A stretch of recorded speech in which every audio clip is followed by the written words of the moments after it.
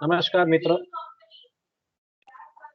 વેપારી કાયદાની અંદર આપણે એકમ 3 શરૂ કર્યું છે.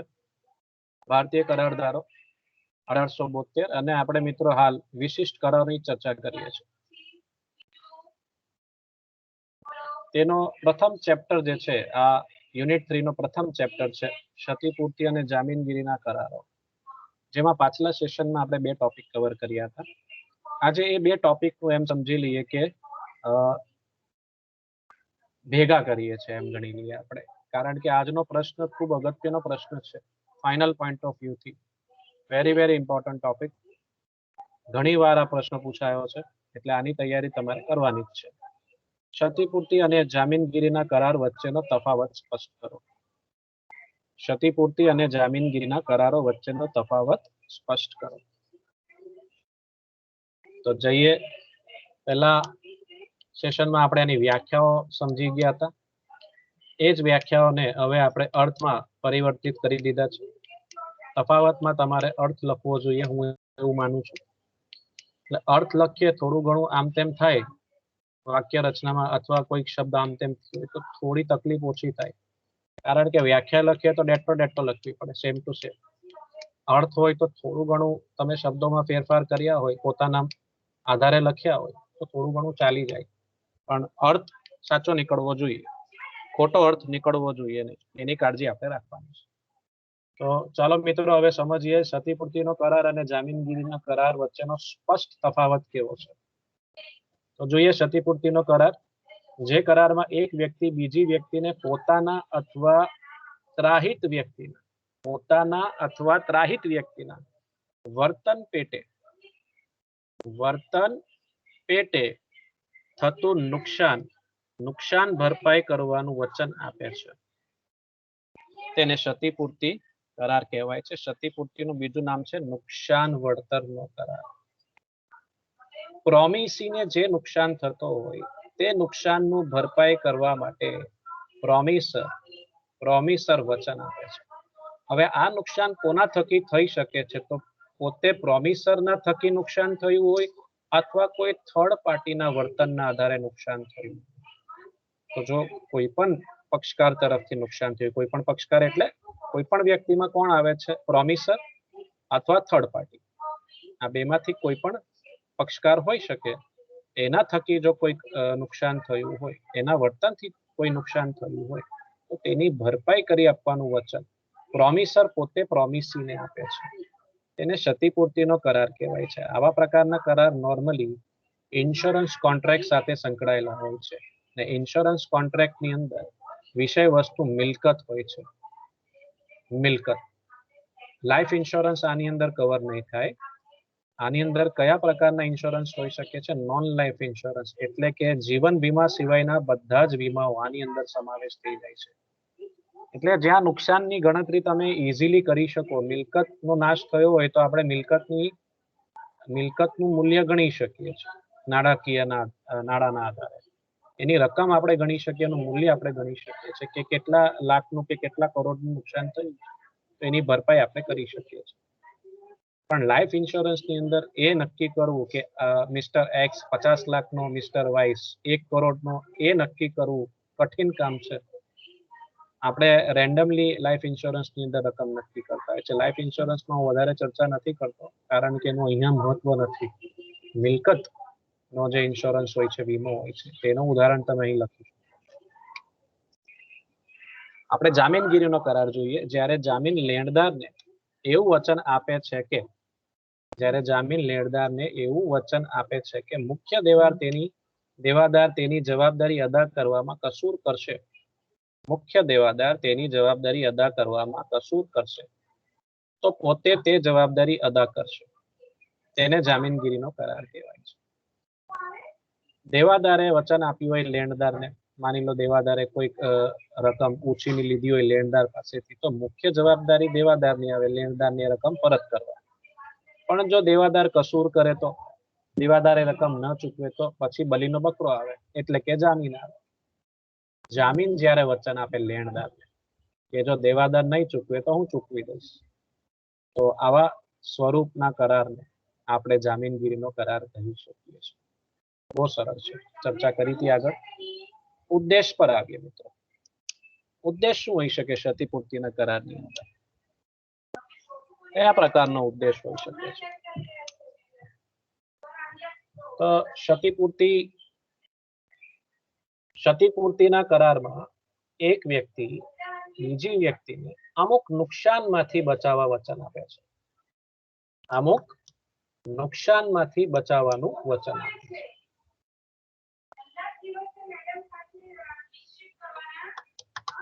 બરાબર છે. એટલે જે તે નુકસાન થયું હોય તે નુકસાનમાંથી બચાવવાનો પ્રયત્ન કરવામાં આવશે. કોણ બચાવશે? પ્રોમિસર પ્રોમિસીને નુકસાનમાંથી બચાવવાનું વચન આપે છે. જામીનગીરીના કરારમાં શું હોય છે? તો સાહેબ, જામીનગીરીના કરારમાં મુખ્ય દેવાદાર કસૂર કરે તો જ તેની જવાબદારી અદા કરવા માટે જામીન વચન આપે છે.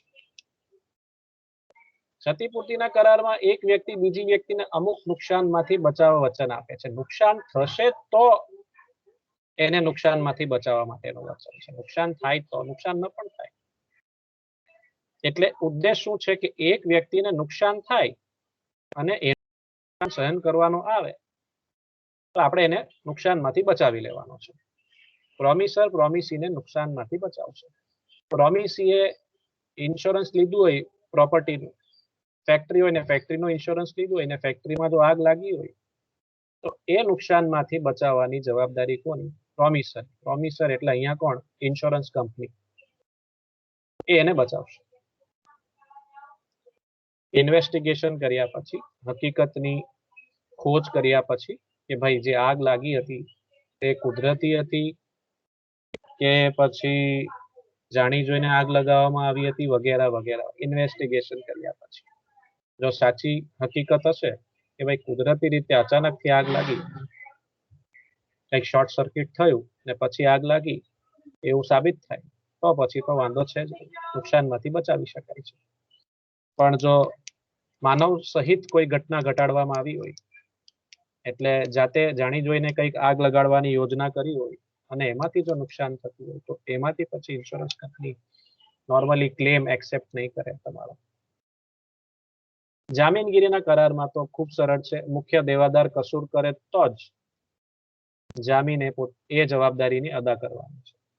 એટલે એની જવાબદારી એક રીતે ગૌણ થઈ જાય છે, સેકન્ડરી થઈ જાય છે. દેવાદાર કસૂર કરે તો જ જામીનગીરીના કરારમાં જામીન એ જવાબદારી અદા કરવાનો વારો આવે.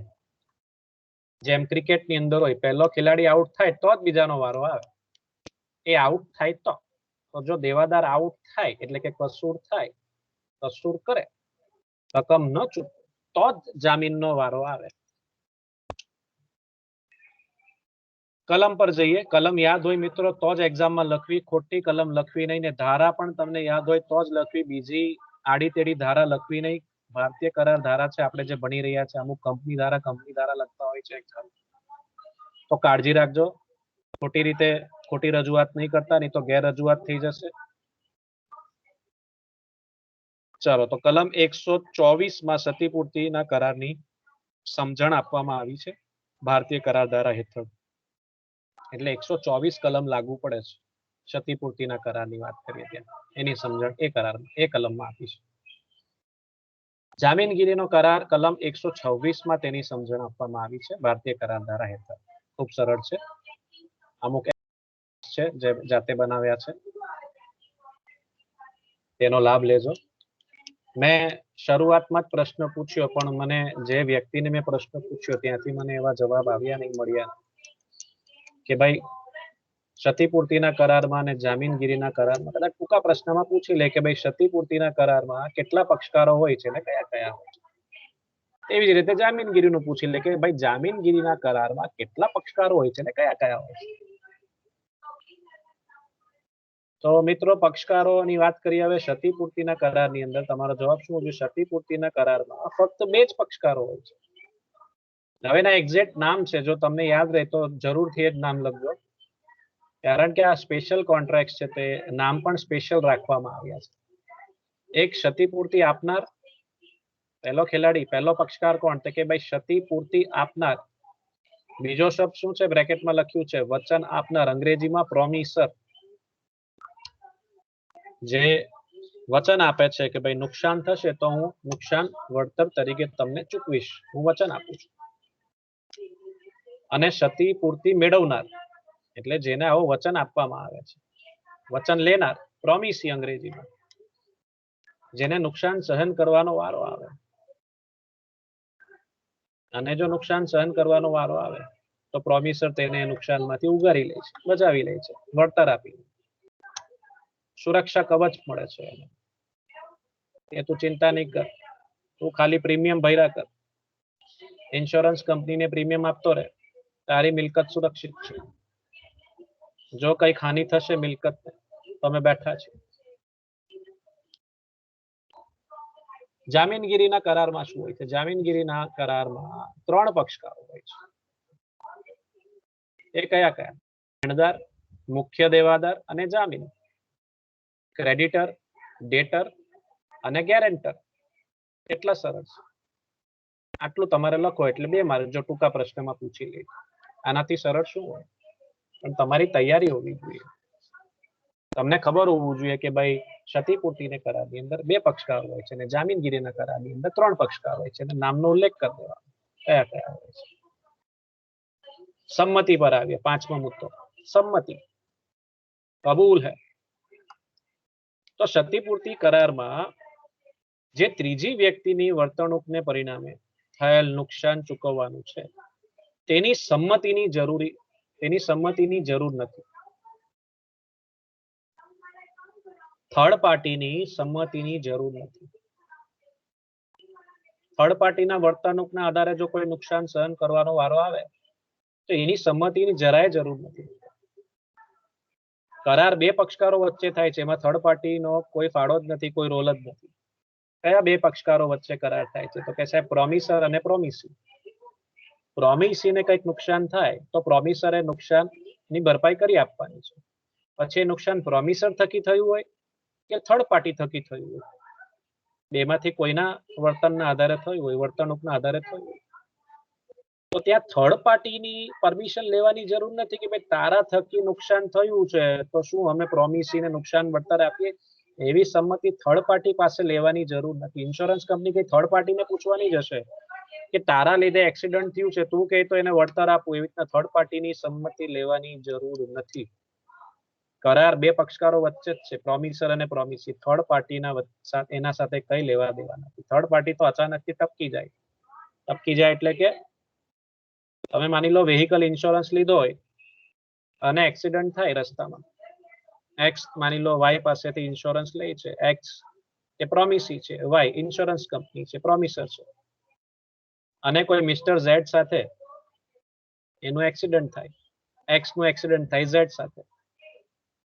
હવે ઝેડ કોણ છે? તો કે થર્ડ પાર્ટી છે. હવે એક્સ ની જે ઘટના ઘટે છે ઝેડ સાથે ઘટે છે એમાં વાય કઈ ઝેડ ને પૂછવા નહીં જશે, એટલે ઇન્સ્યોરન્સ કંપની કઈ થર્ડ પાર્ટીને પૂછવાની જશે કે તારા લીધે એક્સિડન્ટ થયું છે તો શું હવે તારી સંમતિ હોય તો આપણે પ્રથમ પક્ષકારને એટલે કે પ્રોમિસીને, મિસ્ટર એક્સ ને નુકસાન વળતરની ભરપાઈ કરીએ. એવી સંમતિ લેવાની, થર્ડ પાર્ટીની સંમતિ લેવાની જરૂર નથી. ટૂંકમાં તમારે ક્લિયર રાખવું. જામીનગીરીના કરારમાં શું હોય છે? જામીનગીરીના કરારમાં 3 પક્ષકારોની સંમતિની જરૂર છે.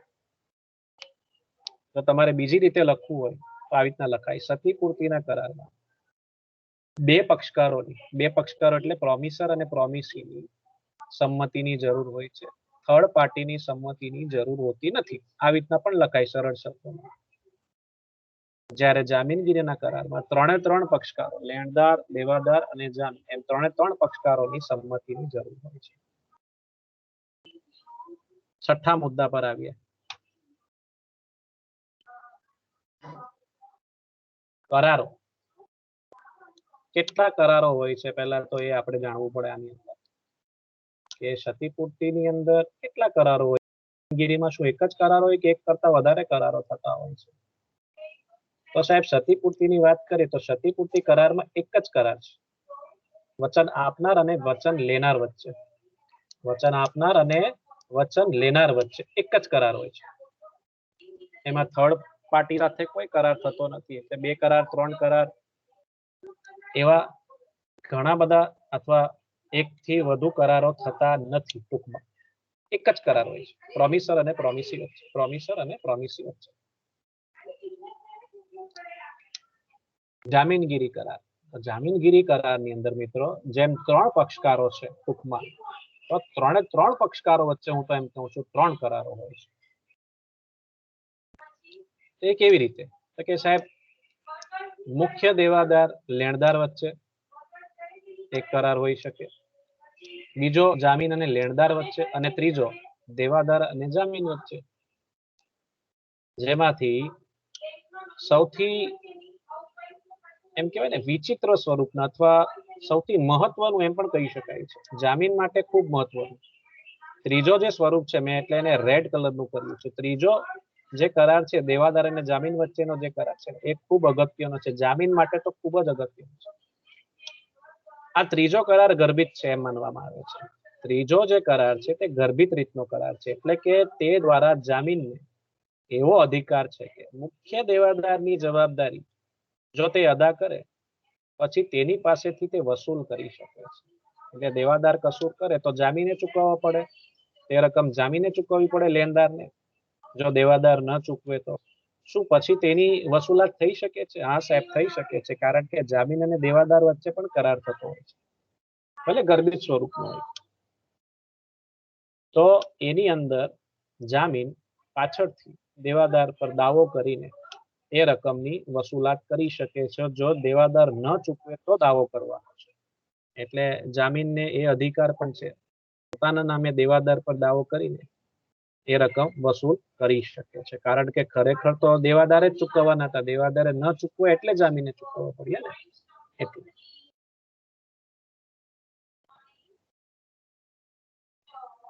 સાતમો ખૂબ અગત્યનો મુદ્દો, very very important, responsibility, liability, જવાબદારી. એ તો આવે ત્યારે ખબર પડે જવાબદારી. અત્યાર સુધી કેટલા ઉપર જવાબદારીઓ આવી નથી, ધીરે ધીરે આવશે. એ જ જવાબદારીની વાત છે. ક્ષતિપૂર્તિના કરારમાં કોની જવાબદારી હોય છે? નુકસાન થાય તો નુકસાન ભરપાઈ કરવાની જવાબદારી કોની? કે ક્ષતિપૂર્તિના કરારમાં ક્ષતિપૂર્તિ આપનારની એટલે કે પ્રોમિસરની જવાબદારી સીધે સીધી છે, સ્વતંત્ર છે. એ જ જવાબદાર ગણાશે, એને જ જવાબદારી અદા કરવાની. પ્રોમિસીને કોઈ પણ નુકસાન થાય, ક્ષતિપૂર્તિ મેળવનારને કોઈ પણ નુકસાન થાય, ભલે પ્રોમિસર થકી નુકસાન થયું હોય કે થર્ડ પાર્ટી થકી નુકસાન થયું, પ્રોમિસરે એની ભરપાઈ કરી આપવી પડે. એટલે કે એની જવાબદારી, એની એટલે કોની? ક્ષતિપૂર્તિ આપનારની જવાબદારી સીધે સીધી છે અને સ્વતંત્ર છે. જામીનગીરીના કરારમાં શું હોય છે? તો જામીનગીરીના કરારમાં જામીનની જવાબદારી જે હોય છે મિત્રો, તે ગૌણ અને આનુષાંગિક હોય છે. બીજા નંબર પર આવે, સેકન્ડરી. જામીન કઈ પ્રાથમિક, એની કોઈ પ્રાથમિક જવાબદારી નથી, એ તો છેલ્લે આવશે. જો દેવાદાર કસૂર કરે તો જ જામીને એ જવાબદારી અદા કરવાની છે. એની જવાબદારી જે છે તે ગૌણ અને આનુષાંગિક છે. બીજા નંબર પર આવે એમ કહેવાય. જ્યારે મુખ્ય દેવાદાર પોતાની જવાબદારી અદા કરવામાં નિષ્ફળ જાય, કસૂર કરે, ત્યારે જ જામીનની જવાબદારી ઉપસ્થિત થાય છે. એક રીતે એમ કહેવાય કે દેવાદારની જે જવાબદારી છે ને મિત્રો, તે પ્રાથમિક છે. આપણે પ્રાથમિકતા ગણીએ, જામીનગીરીના કરારમાં પ્રાથમિક ગણાય. સરળ શબ્દોમાં લખવું હોય તો કે જામીનગીરીના કરારમાં દેવાદારની જવાબદારી પ્રાથમિક ગણાય, અને જો દેવાદાર કસૂર કરે તો જામીનની જવાબદારી ગૌણ અને આનુષાંગિક બને છે. આવી રીતના પણ તમે સરળ શબ્દોમાં પણ લખી શકો છો. સૌથી જબરજસ્ત મુદ્દો, જેને ઇન્સ્યોરન્સ વિશે નોલેજ હોય ને, તેને આ મુદ્દો બહુ સરળતાથી સમજ પડે છે. બાકી તો ફર્યા કરે ગોળ ગોળ ગોળ ગોળ એવું છે. પોતાના નામે દાવો, અમુક લોકો ઈચ્છતા હોય છે કે ના, દાવો હું મારા નામે જ કરીશ અને પૂરેપૂરી વસૂલ, મારો અધિકાર છે, પણ એને એનો અધિકાર ખબર હોવો જોઈએ. એ તો વાર્તા પૂરી થઈ ગઈ. હવે ક્ષતિપૂર્તિના કરારમાં નુકસાન વળતર ચૂકવનાર ત્રાહિત પક્ષ, નુકસાન વળતર ચૂકવનાર ત્રાહિત પક્ષ સામે પોતાના નામે દાવો કરી શકે નહીં. સમજો, એક્સ વાય અને ઝેડ જેમ ઉદાહરણ આપેલું. એક્સ એને વેહિકલ ઇન્સ્યોરન્સ લીધું છે, એ પ્રોમિસી છે. વાય પ્રોમિસર છે, એટલે કે ઇન્સ્યોરન્સ કંપની. અને ઝેડ એ થર્ડ પાર્ટી છે. હવે ઘટના ઘટે છે, એક્સિડન્ટ થાય છે, એક્સ અને ઝેડ વચ્ચે ઘટના ઘટે છે, એક્સિડન્ટ થાય છે. હવે થર્ડ પાર્ટીના આધારે આ નુકસાન થયું છે પ્રોમિસને. હવે કરાર કોની વચ્ચે છે? પ્રોમિસર અને પ્રોમિસ, એક્સ અને વાય. જો એક્સ ક્લેમ કરે કે ભાઈ મારી વ્હીકલને નુકસાન થયું છે એક્સિડન્ટ થકી, ઝેડ સાથે એક્સિડન્ટ થયું છે, તો વાય સામે ક્લેમ કરે છે, એટલે કે ઇન્સ્યોરન્સ કંપની સમક્ષ ક્લેમ કરે છે કે મને સાહેબ 5,000 નું નુકસાન થઈ ગયું છે, મારા વ્હીકલની અંદર એક્સિડન્ટ થયું છે થર્ડ પાર્ટી સાથે, 5,000 નું નુકસાન થયું છે, તો એની ભરપાઈ કરી આપો. ક્લેમ કરે છે, દાવો કરે છે.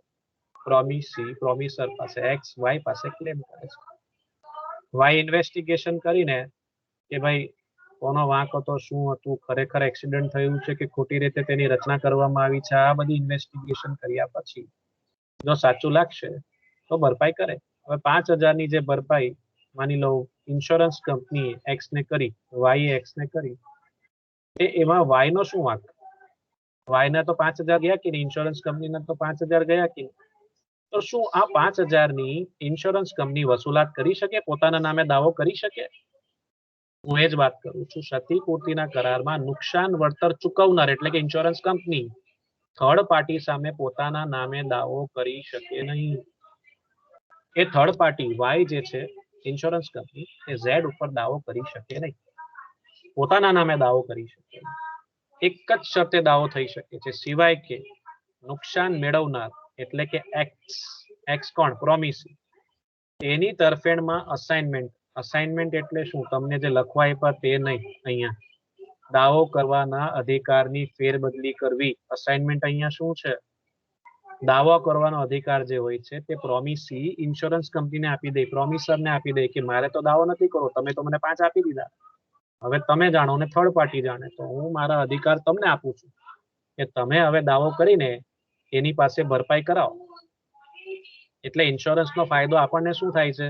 પ્રોમિસી તરીકે આપણે દોડા નહીં કરવા, દોડા કોણ કરશે? ઇન્સ્યોરન્સ કંપની તમારા વતી દોડશે ને થર્ડ પાર્ટી પાસેથી વસૂલાત કરશે. તમને તો તમારો લાડવો મળી જશે, નુકસાન વળતર મળી જશે જો તમે સાબિત કરી દો કે ભાઈ તમે સાચા છો. તો આગળ વધીએ. જામીનગીરી કરારની અંદર શું હોય છે? તો કે જામીનગીરીમાં તો કોઈ વાંધો છે જ નહીં. જામીનગીરીના કરારમાં 3 કરારો હોય છે, તેના આધારે આપણા માટે ખૂબ સરળ થઈ જાય છે કે જામીન જવાબદારી અદા કર્યા પછી, જો જામીને ચૂકવવાનો વારો આવે તો જવાબદારી અદા કર્યા પછી પોતાના નામે જ મુખ્ય દેવાદાર પાસે રકમ વસૂલ કરી શકે છે. અહીંયા તો સીધે સીધો મુદ્દો છે, અહીંયા કોઈ વાંધો નહીં. દેવાદાર ના ચૂકવે તો જામીને ચૂકવવાનું, અને જામીન જ્યારે ચૂકવી દે લેણદારને રકમ, તો જામીન દેવાદાર પાસે પોતાના નામે દાવો કરીને વસૂલાત, સીધી વસૂલાત કરી શકે છે. એને લેણદાર પાસે કોઈ અસાઇનમેન્ટ લેવાની જરૂર નથી. એની પાસે એમ જઈને નથી કહેવાનું હું તમને ચૂકવી દઉં કે પણ તમે મને અધિકાર આપો કે હું દેવાદાર પર દાવો કરી શકું. અહીંયા કોઈ અસાઇનમેન્ટ લેવાની જરૂર નથી. 9 નંબર પર આવ્યા. બનાવ કે દેવું. ઘટના કે દેવું. ઘટના ઘટે, સાહેબ મારી તો હટે. તો ક્ષતિપૂર્તિમાં જે છે તે બનાવ છે, ઘટના છે, અને જામીનગીરીની અંદર જે આવે છે તે દેવું હોય છે. એટલે બનાવ કે દેવું. બનાવની જ્યારે હું વાત કરું તે ક્ષતિપૂર્તિમાં આવે, દેવુંની જ્યારે હું વાત કરું તે જામીનગીરીમાં આવે. લગતી ફેરી ધ્યાન રાખ. ક્ષતિપૂર્તિના કરારમાં ભવિષ્યમાં કોઈ બનાવ બને, ભવિષ્યમાં જ બનવાનો હોય હશે તો એક્સિડન્ટ કઈ એમ હાલતા ચાલતા નહીં થઈ જાય કે ચલો આજે જ ઇન્સ્યોરન્સ લીધું ને આજે જ એક્સિડન્ટ થઈ. એટલે જ્યારે પણ થાય ત્યારે બનાવ બને, ન પણ બને, હાદસો થાય ન પણ થાય, ન થાય તો વધારે સારું કે આપણે દોડા કરવા પડે, પણ જો થાય તો. એટલે ક્ષતિપૂર્તિના કરારમાં ભવિષ્યમાં કોઈ બનાવ બને અને તેને પરિણામે સામા પક્ષને નુકસાન થાય તો તે ભરપાઈ કરી આપવાનું વચન હોય છે. તે ભરપાઈ કરી આપવાનું વચન હોય છે. બનાવ બને તો જ ભરપાઈ કરવાનું છે. બનાવ બને તો જ આ સમજવાનું છે. બનાવ બને પણ ન પણ બને. એટલે અહીંયા જે હાદસો થાય ન પણ થાય એવી પરિસ્થિતિ છે. અહીંયા કોઈ 100% તમારી જવાબદારી નથી એમ સમજી લેજો. બનાવ બનશે તો જ જવાબદાર છો. ઇન્સ્યોરન્સ કોન્ટ્રાક્ટ ની અંદર તમે વાર્ષિક પ્રીમિયમ ભરતા હો છો. મિલકતનો વીમો લીધો હોય ને તેમાં વાર્ષિક જ હોય. વાર્ષિક પ્રીમિયમ તમારું એ અવધિ પૂરી થાય એટલે તમારે પાછું એને મિલકતના વીમાને પાછું તમારે રિન્યુ કરાવવો પડે દર વર્ષે. વાર્ષિક હોય છે. જીવન વીમા જેવું ના હોય કે 20 વર્ષ 25 વર્ષની પોલિસી લઈ લીધી એ ચાલ્યા કરે. પણ મિલકતના જે વીમા હોય છે, પ્રોપર્ટીના જે ઇન્સ્યોરન્સ હોય છે તે વાર્ષિક જ હોય છે નોર્મલી. તો એ તમારું વર્ષ પૂરું થાય એટલે તમારે એને રિન્યુ કરાવવું પડે. તમે રિન્યુ કરાવ્યું હોય છે, પ્રેમ ભાવના રાખી હશે એટલે કે પ્રેમ ભાવના એટલે કે પ્રીમિયમ પે કરતા રહેશો તો તમારું વીમો ચાલુ રહેશે. વીમો ચાલુ રહેશે તો તમે નુકસાન થાય તો ઘટના ઘટે અને નુકસાન થાય તો તમે ક્લેમ કરશો તો એની ભરપાઈ થશે. જામીનગીરીના કરારની વાત કરીએ તો જામીનગીરીના કરારમાં કોઈ કર્જ કે દેવું અસ્તિત્વમાં હોય જ છે એમ સમજી લો. ઉધાર માલ લીધો હોય તો આપણે પૈસા તો આપવા જ પડશે. એટલે અહીંયા તમારે જો તમે જામીન બન્યા હોય તો તમારે છેલ્લે તમારે એમાં પરફોર્મન્સ તો આપવું જ પડશે. જવાબદારી તો અદા કરવી જ પડશે. કા દેવાદાર અદા કરશે કા પછી તો જામીન બલીનો બકરો તે અદા કરશે. છેલ્લા મુદ્દા પર આવીએ. કરારનો સ્વરૂપ. કરારનો સ્વરૂપ. ભારત અને ઇંગ્લેન્ડમાં ક્ષતિપૂર્તિનો કરાર લેખિત કે મૌખિક હોય છે. કે મૌખિક હોઈ શકે છે. બંને દેશોની વાત કરીએ છીએ. ક્ષતિપૂર્તિનો કરાર લેખિત પણ ચાલે, મૌખિક પણ ચાલે. પણ હું તો હંમેશા તમને સલાહ આપું છું, આપતો રહીશ, હંમેશા લેખિત કરાર જ કરવો. મૌખિકની કોઈ વેલ્યુ નથી. સાબિત કેમ કરશું આપણે? જામીનગીરીનો કરાર ભારતમાં લેખિત કે મૌખિક હોઈ શકે છે. આમાં પણ જોઈ લેજો. જામીનગીરીનો કરાર ભારતમાં લેખિત કે મૌખિક ચાલતું હોય છે. ઘણા ચલવે છે. પરંતુ ઇંગ્લેન્ડમાં આ કરાર લેખિત જ હોવો. જામીનગીરીનો કરાર ઇંગ્લેન્ડ દેશની અંદર લેખિત જ માન્ય છે. આપણા ભારતમાં બંને માન્ય છે. લેખિત કે મૌખિક.